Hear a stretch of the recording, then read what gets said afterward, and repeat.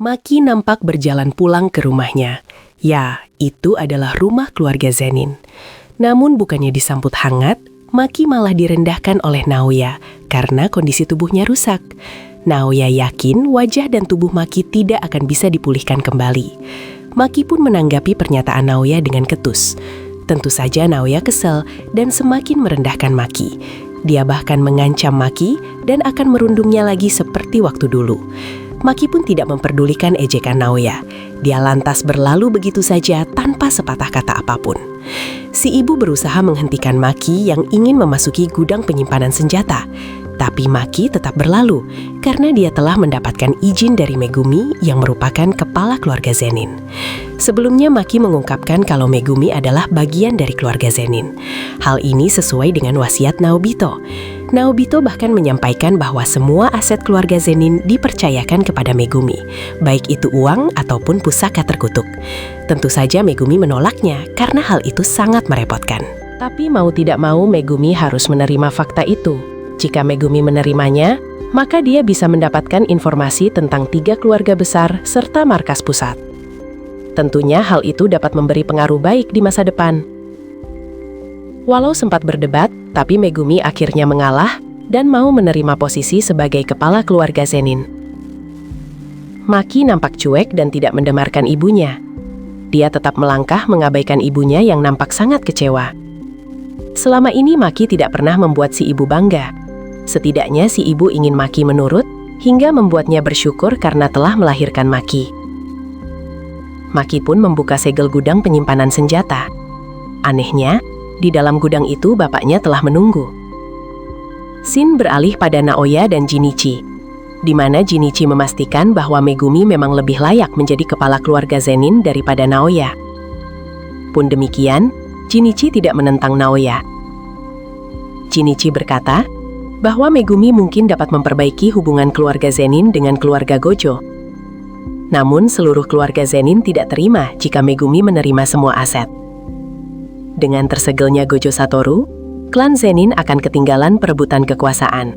Jinichi menyampaikan rencananya pada Naoya bahwa keluarga Zenin harus mengeksekusi Megumi, Maki, dan Mai demi kebaikan bersama.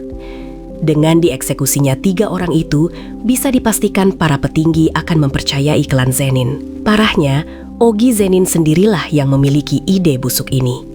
Kembali pada Maki, di mana bapaknya berkata bahwa di tempat ini tidak ada senjata terkutuk. Ternyata, Ogi telah membantai Mai hingga terkapar tidak berdaya. Tanpa banyak bicara, Maki segera maju dan mengeluarkan senjata mahakarya Kumiya Juzo, yaitu Ryukotsu. Keduanya pun bertarung dalam kegelapan. Dalam duel ini, Maki lebih unggul dan berhasil menghancurkan pedang Ogi. Tapi anehnya, Ogi masih bisa menyerang dengan pedang patahnya itu. Jelas saja Maki sangat bingung. Bagaimana bisa Ogi menyerang padahal pedangnya patah? Ternyata, Ogi menyelimuti pedangnya dengan teknik kutukan. Ogi sangat kesal karena dia tidak terpilih jadi kepala keluarga Zenin. Alasan dia tidak terpilih adalah karena kedua anak perempuannya sangat tidak berguna. Pemikiran standar Maki yang mengira kalau Ogi adalah pendekar pedang merupakan salah satu alasan lelaki tua itu marah. Ogi pun melempar Maki dan Mei di dalam ruangan hampa dan gelap. Ruangan itu biasa digunakan untuk pelatihan ataupun hukuman. Umumnya banyak roh kutukan tingkat 2 yang bermunculan di tempat ini. Tapi roh kutukan itu tidak muncul karena takut akan kehadiran Ogi. Namun jika Ogi pergi, mereka pasti akan melahap Maki dan Mei. Sebelum pergi, Ogi meremehkan pembatas surgawi yang dimiliki Maki. Menurut Ogi, penyihir jujutsu harusnya mengasah tubuh setiap hari dan memperkuatnya dengan energi kutukan. Kekuatan Maki biasa saja, karena pada dasarnya semua orang memiliki kekuatan fisik. Ogi pun meninggalkan kedua putrinya itu dalam keadaan sekarat. Darah segar nampak mengalir deras dari tubuh Maki. Mei pun berusaha meraih Maki dengan sisa-sisa kekuatannya. Gadis itu mengakui ketahanan tubuh Maki yang luar biasa. Sesaat kemudian Maki terbangun di pesisir pantai bersama Mei. Mei lantas berkata bahwa dia akan mati setelah ini. Sejak dulu, Mei memahami alasan bahwa anak kembar adalah pertanda buruk bagi penyihir jujutsu. Dalam dunia jujutsu, kembar identik dipandang sebagai satu individu yang sama. Mei menyadarkan Maki bahwa mereka berdua adalah satu. Mau berusaha dan berlatih mati-matian, tetap saja tidak akan kuat. Mei sendiri tidak ada keinginan untuk menjadi kuat seperti Maki. Selama Mei masih hidup, kekuatan Maki tidak akan sempurna. Maki pun berusaha menggapai Mei. Dia sadar betul tentang semua fakta yang disampaikan Mei. Pun demikian, Maki tidak ingin kehilangan Mei. Di sini Mei menyerahkan seluruh jiwa dan energi kutukannya pada Maki. Setelah itu, Mei meminta Maki untuk menghancurkan semua klan Zenin hingga tidak tersisa. Ternyata Mei mewariskan Split Soul Katana, atau katanya jiwa terbelah pada Maki. Detik itu juga, Maki kembali dalam ruangan hampa. Gadis itu berteriak dan terus memanggil adiknya. Sayangnya, Mei tidak mungkin bisa terbangun lagi. Saat ini, banyak sekali roh kutukan yang muncul. Sementara itu, Ogi sangat kaget setelah menyadari kalau aura roh kutukan di dalam ruang hampa tiba-tiba menghilang. Lelaki tua itu kembali merasakan kekuatan mengerikan yang selama ini berusaha dilupakannya. Ternyata, kekuatan mengerikan itu berasal dari Maki. Setelah kepergian Mei, Maki mampu membangkitkan kekuatan pembatas surgawi secara penuh. Kondisi ini memungkinkannya memiliki kekuatan setara Toji Fushigoro. Ogi pun merasakan bahwa Toji telah kembali. Oleh karena itulah, Ogi segera melepaskan kekuatan penuhnya untuk menghadapi Maki. Namun sayang, belum melakukan perlawanan apapun, tiba-tiba kepalanya terbelah begitu saja. Di sisi lain, Ranta Zenin mengabarkan pada Naoya dan Jinichi bahwa Maki telah kehilangan akal dan membantai Ogi. Saat ini, unit Kukuru berusaha menangani Maki. Nobuaki Zenin yang merupakan ketua unit Kukuru memerintahkan kepada seluruh anak buahnya untuk menangkap Maki. Tidak memerlukan waktu lama, unit Kukuru menemukan Maki di gudang yang nampak berjalan tenang sambil memegang 2 pusaka terkutuk. Mereka pun mengepung Maki dari segala arah. Namun Maki tidak ada niatan kabur.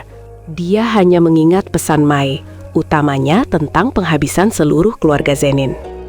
Semua Kukuru pun mulai menyerang, namun mereka bertumbangan karena Maki lihai memainkan pedangnya.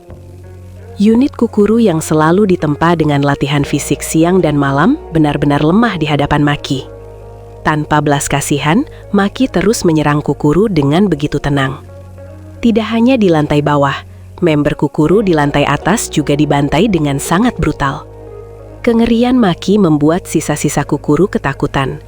Namun sudah terlambat, karena gadis itu telah membabat habis seluruh pasukan, serta merubah arena pertempuran menjadi lautan darah.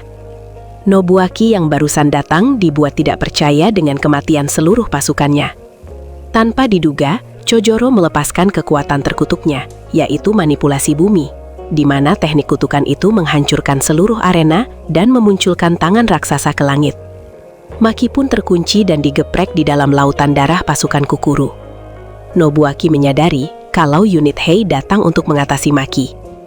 Unit Hei sendiri adalah para penyihir jujutsu dari keluarga Zenin yang kekuatannya setara dan bahkan diakui melampaui tingkat pertama. Namun demikian, Maki berhasil melepaskan diri dari teknik Chojoro dan langsung menghantam Nobuaki. Walau mampu menangkis satu serangan, tapi Nobuaki tidak bisa menghindar dari amukan Maki. Maki pun bergerak dan meremukkan leher Nobuaki serta Chojoro dalam sekejap mata. Ranta pun turun tangan dan mengunci Maki dalam tatapan yang melumpuhkan. Teknik kutukan ini memunculkan sepasang mata raksasa yang membuat targetnya tidak bisa bergerak. Jinichi meminta Ranta menahan Maki sekuat mungkin, sementara dirinya maju untuk melakukan eksekusi. Hebatnya, Maki mampu menekan Ranta hingga pemuda itu kewalahan dan berdarah-darah. Ranta meminta Jinichi segera menghabisi Maki. Pemuda itu mengingatkan Jinichi bahwa keluarga Zenin masih bisa bertahan karena Toji tidak menghancurkannya. Saat ini, Maki telah berubah menjadi sosok yang sama seperti Toji. Itu artinya, Maki berpotensi menjadi penghancur yang setara dengan Toji. Jinichi pun segera melesatkan teknik kutukannya dan menghantam Maki dengan ribuan tinju super. Ledakan kekuatan Jinichi memang sangat luar biasa. Sayangnya, upaya Jinichi dan Ranta tidak berguna karena Maki terlalu overpower. Maki dengan mudah memenggal kepala Jinichi, sementara Ranta tewas di tempat akibat efek dari teknik kutukannya sendiri. Naoya pun muncul setelah keributan mereda. Sebagai ketua dari unit Hei, Naoya berkata kalau Maki tidak memiliki hati karena tega membantai keluarganya sendiri. Dia pun menyerang Maki dengan ribuan tinju super cepat. Tapi Maki tidak mau mengalah dan menyerang balik dengan kekuatan serupa. Naoya sangat kesal karena Maki tidak tahu diri dan tidak bisa mengukur kekuatannya. Dia menghajar Maki dengan begitu parah. Teknik kutukan proyeksinya menyebar ke segala arah dan memberikan efek serangan destruktif. Walau dihajar tanpa jeda, namun Maki mengamati dan mempelajari pola serangan Naoya. Gadis itu langsung pasang badan dan akan menyambut serangan Naoya dengan tangan kosong. Melihat kondisi ini, Naoya malah sesumbar dan akan menghabisi Maki dalam satu hentakan. Namun, teknik kecepatan Naoya memiliki batas maksimal setelah diaktifkan. Alhasil, sebelum berhasil melesatkan serangannya, Naoya tiba-tiba membeku dalam 1 detik. Saat itu juga, tinju Maki mulai mendarat di wajah Naoya. Hentakan pukulan gadis itu sontak membuat tengkorak kepala Naoya remuk dan hancur parah. Tapi lelaki itu masih hidup dan kembali ke rumahnya. Dia pun tersungkur karena sudah babak belur. Tanpa disangka, di belakangnya muncul ibunya Maki yang juga terluka parah. Tanpa berkata-kata, si ibu langsung menikam punggung Naoya dengan pisau dapur. Naoya pun mengumpat dengan amarah yang luar biasa. Harga dirinya sangat tinggi untuk bertahan hidup.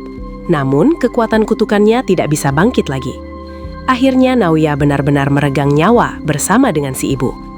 Maki pun melangkahkan kakinya keluar, meninggalkan kediaman keluarga Zenin untuk selama-lamanya.